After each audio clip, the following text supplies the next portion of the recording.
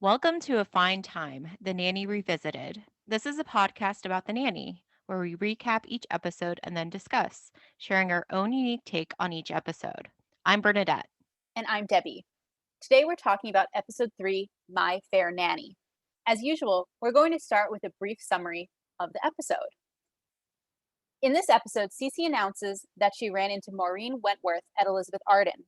After reminding Maxwell that Maureen invested $50,000 in their last production, Cece reports that Maureen has invited Maggie to be a junior deb, or debutante, for the Cotillion Society. Maggie does not want to participate, even though Maxwell, Cece, and Fran all agree it's a good idea. Fran convinces Maggie to change her mind with the prospect of a better social life. Namely, Fran helps her strategize her way into the popular crowd. Fran and Maggie plan a mother-daughter debutante tea.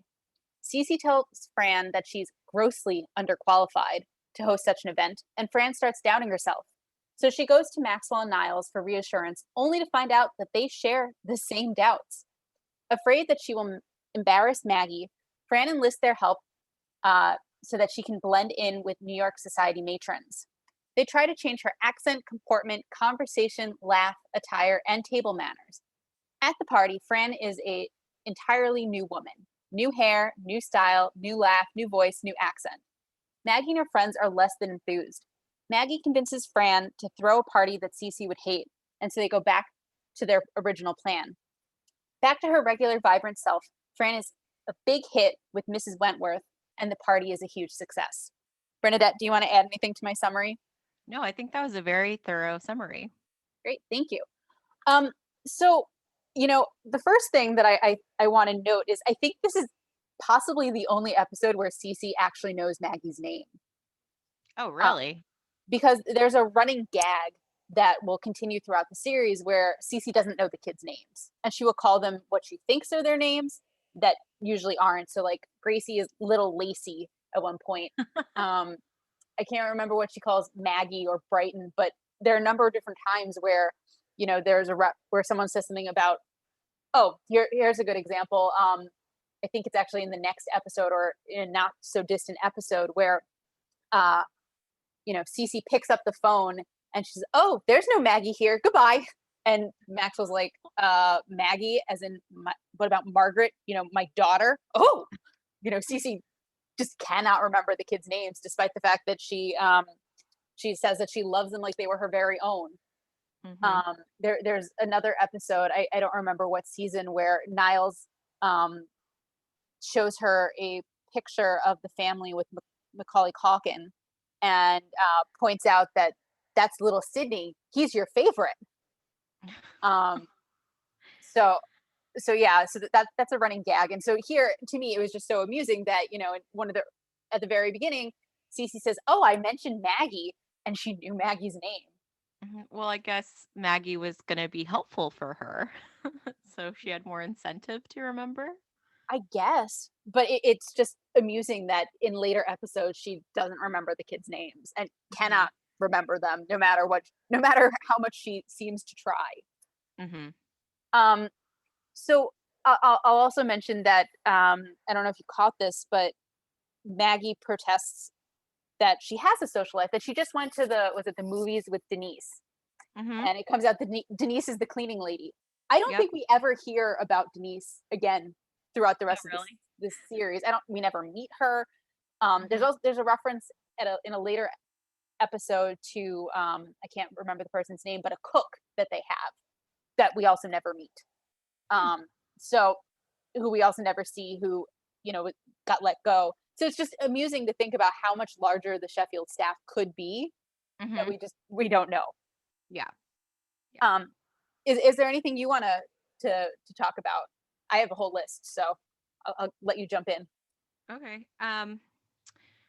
So I did one of the things, this is tangentially related to the fashion shtick, Mhm. but I did notice that Fran was wearing, I think, the same button jacket that we saw last episode. She was. Yes, I Which, noted that as well.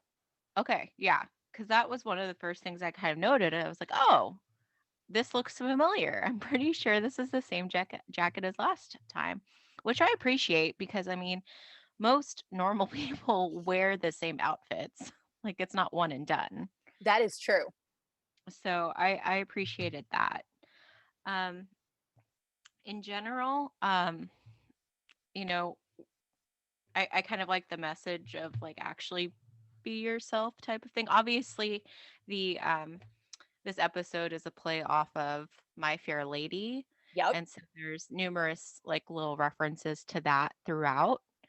Um, but again, ultimately, Fran does best as Fran, not as someone else.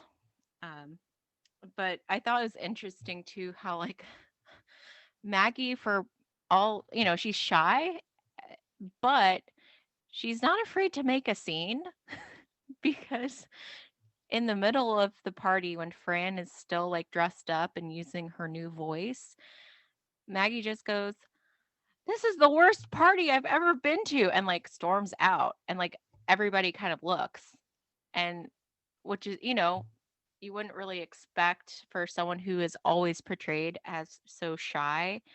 Um, I believe earlier in the episode, they're saying uh, the reason that the adults are saying Maggie should participate is they want to get her out of her shell.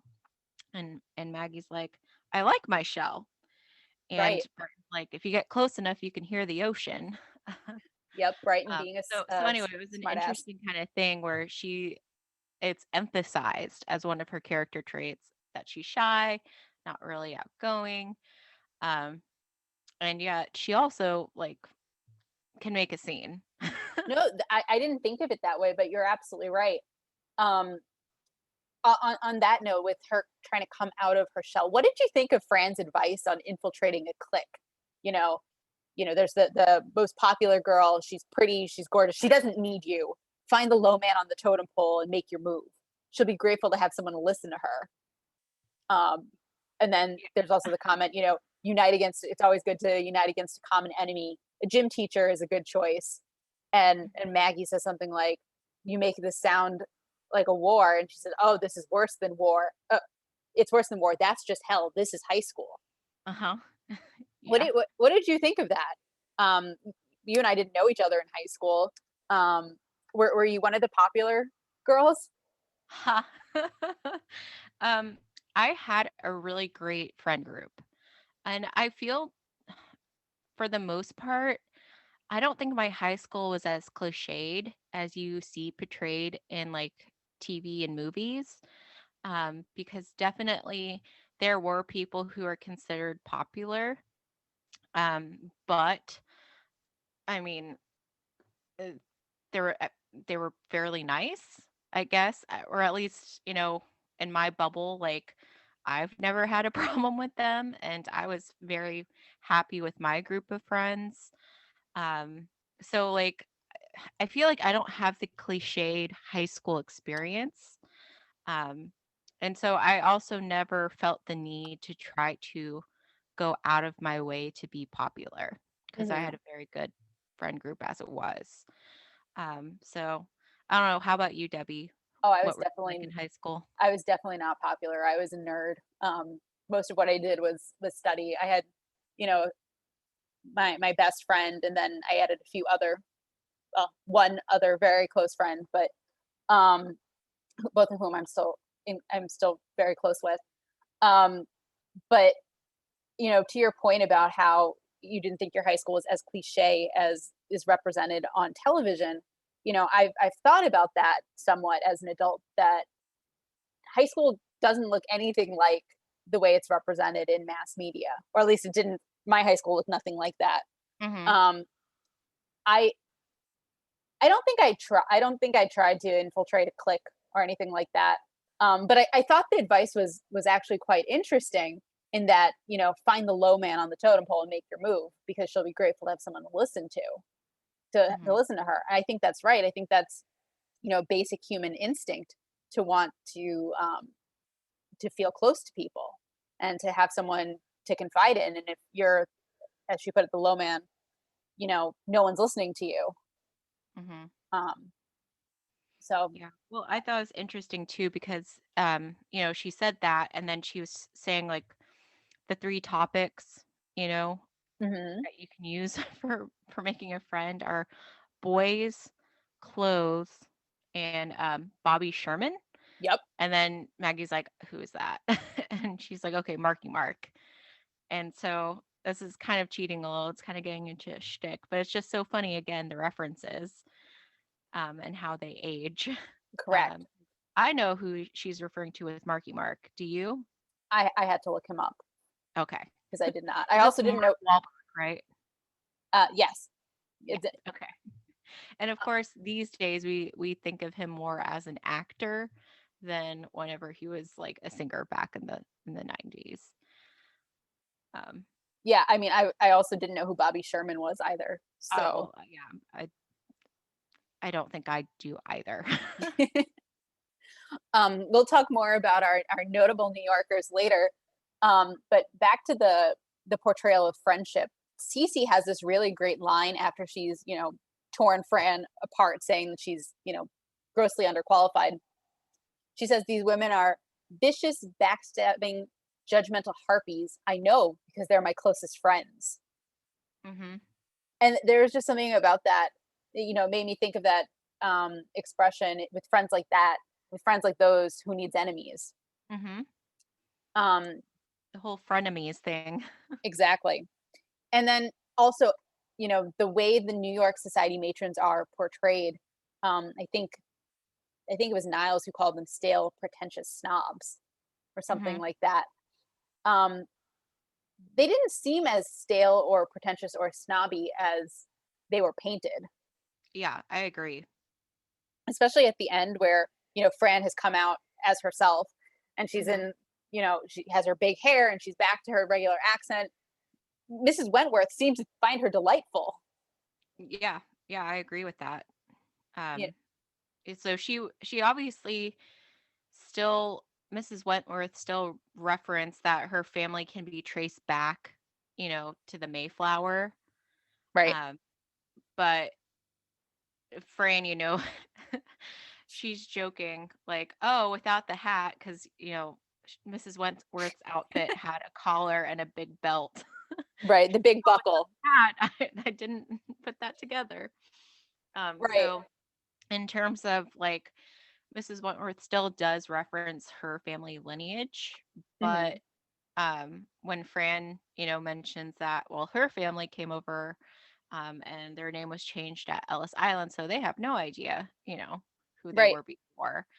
Mrs. Wentworth doesn't seem to be like snobby or anything about that. No, she doesn't. Um, which and that went over way better than the other family anecdote Fran tried to share with these women. Right? She made the comment. She told the story about her uncle who, Yeah. he died watching a baseball game. The only reason they knew is because at the seventh inning stretch, he didn't. Mhm. Yep. Um, but Well, that's actually, she was.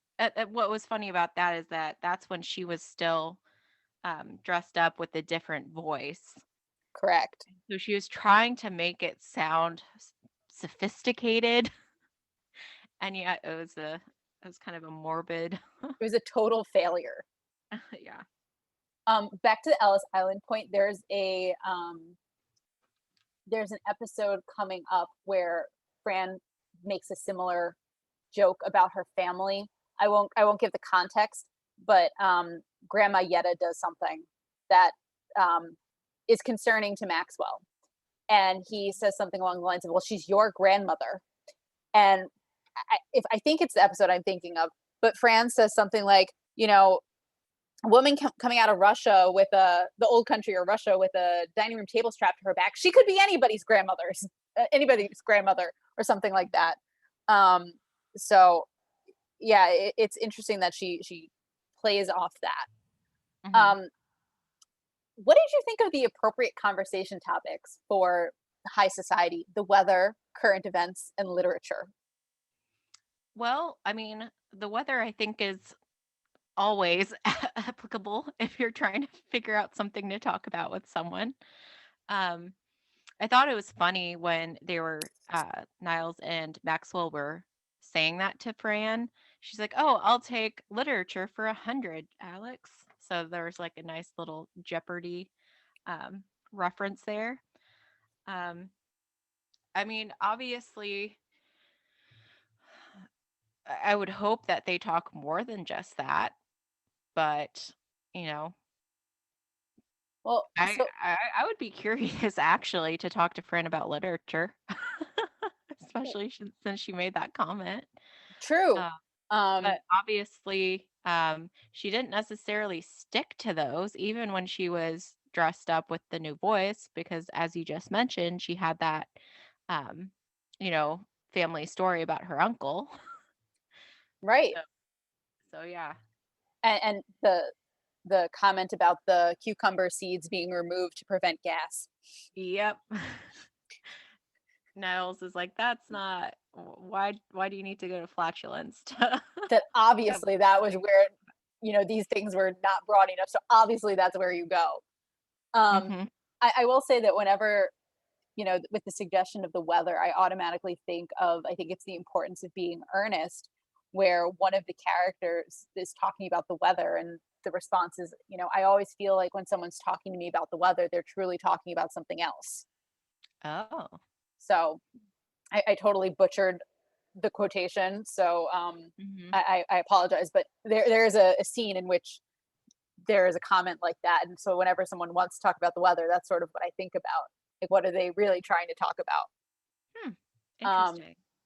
but so I guess let's talk about the transformation Niles and Maxwell try to effectuate on Fran. It it's quite a lot, especially for such a short period of, I think it was 24 hours. Mhm. Um, I don't know if you caught this, but they put marbles in her mouth, and she said, "I swallowed 3, and I've already passed 2." Yep, I caught Um, that. yeah, that sounds like a great way to choke on some marbles. Um, the it was very interesting to watch them try to transform her. But before they get into that, you know, or I guess during that, they talk about how she doesn't have any R's in her when she talks, Mhm. and she says, "But I don't hear an R coming out of either of you either." And the response is, "We're British. We can say anything we like, and people think it's Shakespeare." Mhm. And then they like have a shared kind of grin or something with, Yes, between Maxwell and Niles, like, they have this "Ha-ha." great moment together. Um, so I just want to, I don't remember where I read or heard this, but I think that when The Nanny first aired, critics commented on Charles Shaughnessy's accent, saying that it sounded fake, Oh, but really? his is real. Um, Mhm. so it's just kind of funny to me that I think they make a joke about that later. Um, but yeah, um, what do you think of the out? Well, I don't want to get too much into our fashion shtick, but what do you think of the idea of Niles being able to create that outfit in less than 24 hours while still helping Maxwell train Fran? Well, he's a secret genius then. Because when they're in her closet, and she even says, they're like tossing things out, and she's like, "I'm known for my fashion," which is funny because that's kind of meta for the show. True. But at one point, they pull out, they're like, "What about this beige frock?" And she's like, "That's my dress bag." And they're like, "If we did this, it could work." Right. Two armholes and a string of pearls. Yeah, yeah. So again, I don't know, like, is it implied he just went and bought it or that he made it himself? How did you interpret that? I interpreted that as he created it himself. Well, then, secret genius. Very fast with a sewing machine, apparently. Uh-huh. Um, and at the end of their training, right before Fran comes into the party, you know, there's this other shared moment between Maxwell and Niles, where Maxwell says that this is more he's more nervous than opening night or something like that, and he says it's been good working with you, and Niles says something like, "Yeah, you too. Somehow I feel closer to you," and Mhm. and Niles says, "Don't overdo it," or something like that. I And thought. Maxwell who said don't overdo it. Yes. Sorry, did I flip that? I'm sorry. Yeah. Yeah. Niles said, "Somehow I feel closer to you," and the response was Maxwell saying, "Don't overdo it." Mm-hmm. Yeah. So I just wanted to mention that I think this is the first or one of the first examples where we will see um, Maxwell being very reserved and what they consider a stereotypical British person being reserved, and Mhm. Maxwell not being good at moments. Yeah, but that also does remind me how this episode opens is that they're getting ready to go to the park and Yes. Maxwell's going to play ball with Brighton and then Gracie has a kite, which they do a whole long running joke comparing kites and boys. Uh, but the thing is, later on in the episode, actually, Maxwell's in his office and he has the ball with him. And Niles is like, don't throw that in the house. And, Maxwell, of course, does. And he ends up breaking a vase or a vase, whichever you want to say. Um, and so now Niles comes back in with the pieces and he's like, you know, oh, it's an old one. And Maxwell's like, yeah, it's ancient. And then Niles is like, oh well, one less thing to dust. So it seems like there's already been a little bit of progress in terms of Maxwell becoming a little bit more interested in the children Hmm. than what we saw in the previous two episodes. But like you said, then we have that moment where he kind of still puts up a little bit of a wall with Niles. Correct. Correct. Um, I have only a handful of more points to talk about before we jump into our shticks. Um, did you catch when the fortune teller is looking at Cece's hand? I see no. I tell you for the hundredth time, I see no tall, dark, handsome nothing in your future. Yeah, I thought it was, I see tall, dark, handsome, nothing in your future. Yeah, Uh, implying she's not gonna meet anybody tall, right. dark, and handsome. Which is also funny because when they're having breakfast, um, Cece says to Maggie that it's so important to you know get in with the right crowd and marry the right man, and Gracie's like, but you never got married. Mm-hmm. So Yeah. yeah. Um, before I wrap up my last two, do you have anything else you want to talk about? I did just want to say I was not really a fan of the little fat joke they had at the thing because when they were working on her voice, they had her say, how now, brown cow? And she's like, oh, there's not going to be any cows, at the fair. And Niles is like, no, there can be.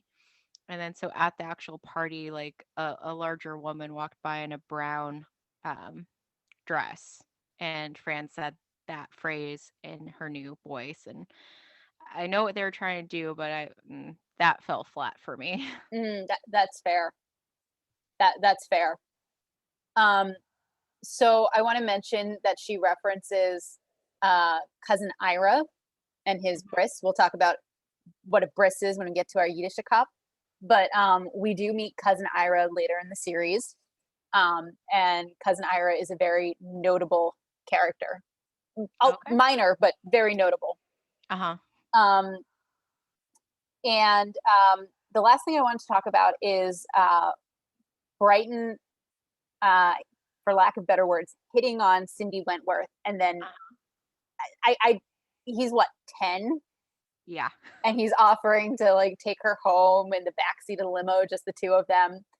But then the best part was when she says something like, "Okay," she agrees, and he just panics and runs Yep. because he realizes that he has no idea what to do with the girl, which is probably a good thing. Hmm. Um, so yeah. Yeah, that was interesting. Well, and it seems like, well, Cindy and Maggie actually high five after Brighton has that reaction and runs off. So I'm like curious. if they had like at some point had like a side conversation, like, hey, like maybe you can freak him out by actually playing along. Right. Because I think Brighton's used to in his dynamics with the family for people to like not play along necessarily, but to oppose what he's saying.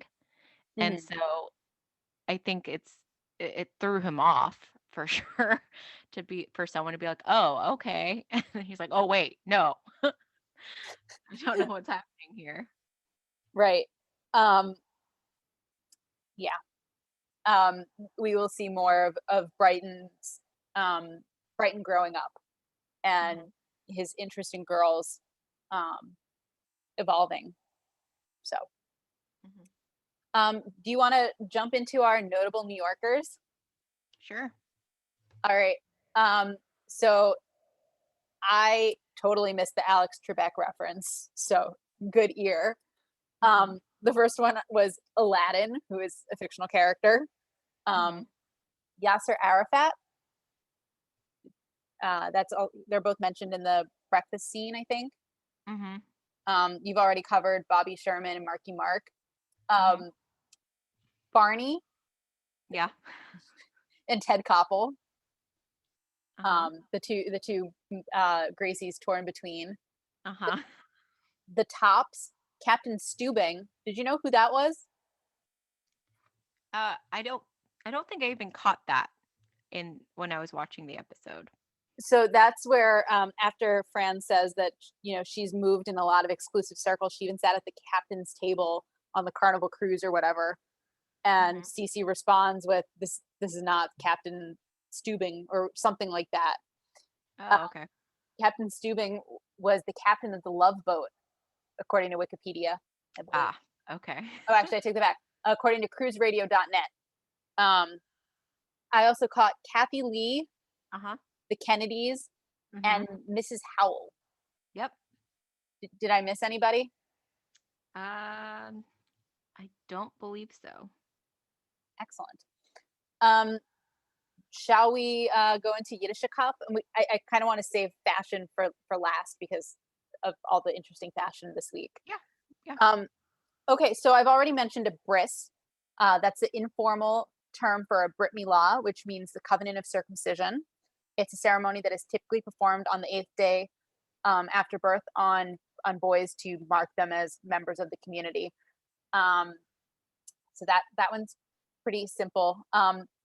When Fran had that new voice, she calls her mother a yenter, Mhm. which is actually a yenta, which means a gossip or a busybody. Um, so if you've seen Fiddler on the Roof, there's Yenta, the matchmaker. Mhm. Um, schmooze is a word that I think has gotten enough uh, play that people would know it, but it means to talk with someone in a lively or friendly way. Mhm. Um, and the last thing I wanted to mention is in that scene where they're trying to teach Fran how to use the all of the pieces of silverware, Mhm. and they say, the salad course arrives, you pick up and she said salad fork. They're like, that is the shrimp fork. She's like, well, I don't know about you, but I'm getting the shrimp salad. Yeah. I thought that was interesting because shrimp is not kosher. Oh, interesting. So there are a number of rules of kashrut, which are the rules governing food that is fit for consumption. Um, when you're talking about seafood, it needs to have scales and fins. Oh. So, that would be things like tuna, for example, like fish with fins and scales. You wouldn't eat um, other seafood. You don't eat crustaceans. You don't eat bottom bottom feeders or anything like that. So Hmm. she Interesting. wouldn't eat shrimp if she kept kosher. But as I think we've said on a previous episode, she's probably not religious enough to keep track of that. But it is just interesting to me Mhm. that she would just jump into eating shrimp salad. So Mhm. um, yeah, let's I guess talk about our favorite and not so favorite fashion. You've already mentioned that she's wearing the same jacket she wore in the last episode, which I also took note of. Mhm. Um, Obviously, I'm going to point out that yet again she's in a bathrobe at breakfast. Yep. It Um, was and a Looked like a pink, like it was a different type of robe, I think, Oh, okay. fr- from the previous. Or am I wrong? I don't know if it's a different. I think you're right. It's definitely a different bathrobe. I don't know if it's a different material because that would explain why it looked different, but it is Hmm. different. Yeah, because it's like pink and almost like a floral pattern. Yeah. Like not printed, but like with the fabric itself. Like Yeah. it's not just one continuous like I don't know how to describe it, but I noticed again she's in her bathrobe at breakfast and I was like, "Oh, it looks like she has different types of bathrobes." Yes. I think we usually see the fuzzy, big bathrobes that I think of when I think of a bathrobe. Uh, Mhm. in that scene, I think my least favorite thing, fashion wise, was what Cece was wearing. You know what's Jacket with the funny? big bib. Yeah, go ahead. It's the purple plaid jacket, right? Yes. That was one of my favorites. Oh, I'm sorry. No, it's good. That's funny. I really didn't like the white, I don't know what to call it, but the thing that was hanging out of the jacket. I called it the Mhm. bib, because that's what it looked like to me. I just Mhm. really didn't care for that. Yeah, but I liked the jacket itself. Um, Mhm. it looked, I liked it. But it's interesting because later Fran also in the last scene has kind of like a Similar. ruffled type of top. And also I think I thought you were going somewhere else with that, but you're right. She wears a similar but definitely Fran outfit in that Hmm. her jacket is also a pattern. It's red and black, if I recall correctly. Hmm. What did you think of Maggie's dress for the party? It was, I remember thinking it's very neutral, Hmm. like very simple, I Hmm. would say. Is that how you would describe it as well? Wasn't it kind of like a blush color? Oh, I described it as a beige and Okay. totally forgettable. Yeah. Yeah, it wasn't like yeah, it was definitely um yeah, like you said, not super remarkable. um Yeah, it made me think of in the first episode where she's asked what's her favorite color, and she's like, I don't know, beige. mhm. Um, yeah. So we've kind of been talking around it this whole time. The recreation of Fran, if you will, with Mhm. the purple pencil skirt and the tan beige, whatever you want to call it, jacket with the very severe hair. Mhm. What did you think of the look? Do you think that's an improvement on her normal flashy self? I think it's definitely it looks like the 90s. Like in terms of what you would think of um during the early 90s would Hmm. be kind of um I don't know how to describe it, but again, that kind of sophisticated look in the Hmm. 90s. Um, but again, it's a very dated kind of look. It's not a Hmm. classic look. Does that make sense? Right. No, that does make sense. So there are things that are classic that will always look nice and will always be sort of fashionable, right? But Hmm. that was not. Yeah. I I couldn't get over how severe her hair was. Yeah. Yeah. I mean, like not a curl in sight. No, and Like it was so like you flat could see her against her head. wifey. Like, Yes. Yes. It was so flat against her head and the bun looked so tight. It like was uncomfortable. exactly. That's what I kept thinking, that wow, that looks uncomfortable for her.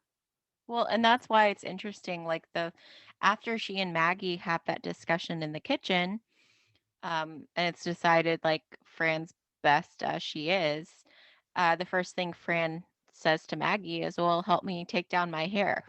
Yep. Yep. Um I I have two other fashion notes. Um when they were talking about Mrs. Wentworth's family history, coming over on the Mayflower, Fran makes this observation. How did they know what to pack? Hmm.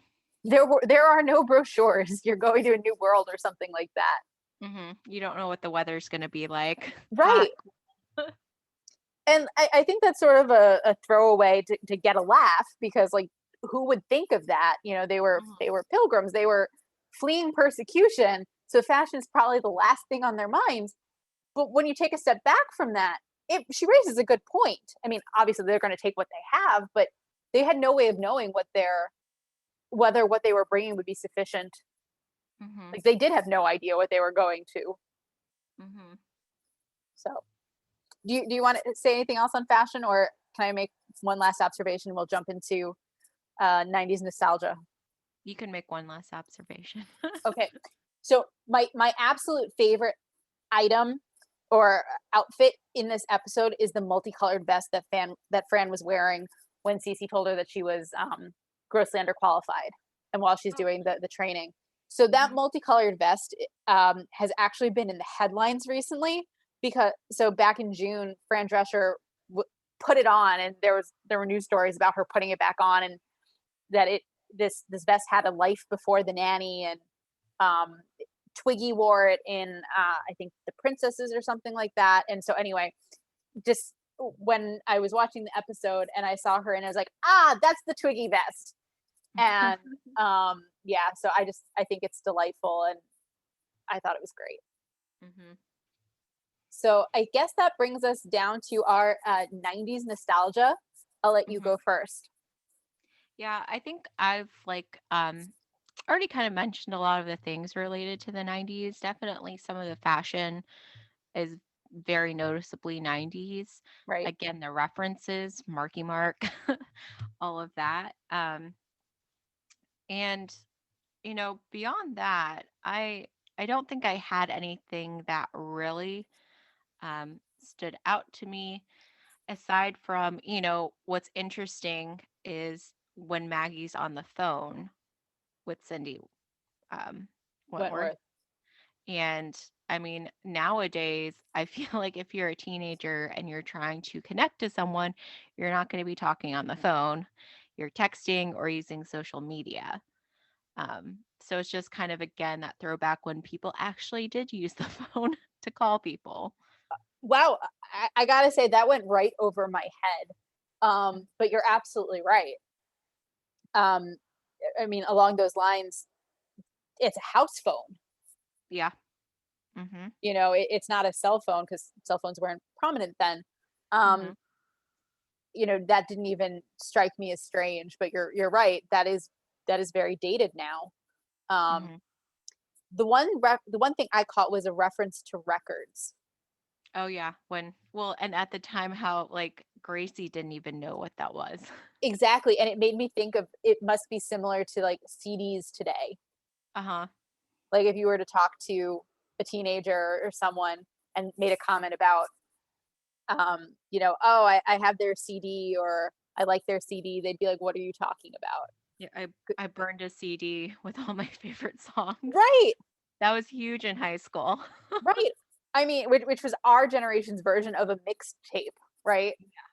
Um, so anyway, I think Fran's response was something like, "Oh, geez," I'm like, she basically acknowledged how old she was at that point. Mm-hmm. Um, and yeah, so we have more of that to look forward to in our futures. Mm-hmm. I think we need to do our episode rating. Um, I think it's my turn to go first. Yes.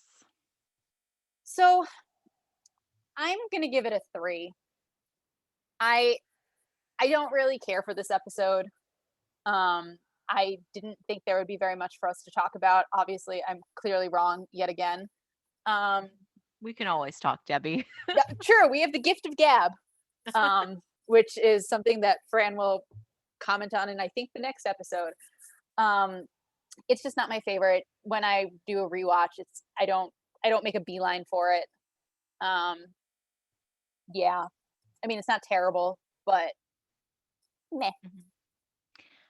I will join you. I think I'll give it a 3 as well. Um, Kind of, it wasn't terrible or anything, but also not the best. And like I said, there were just a couple of moments that I was like, eh. Right. But But yeah, so I agree. A Hey, 3 for we agree. It only took us 3 weeks. uh-huh. Hey, 3 for 3. Well, guys, that's all we have for you today. We hope you had a fine time with us as we revisited The Nanny.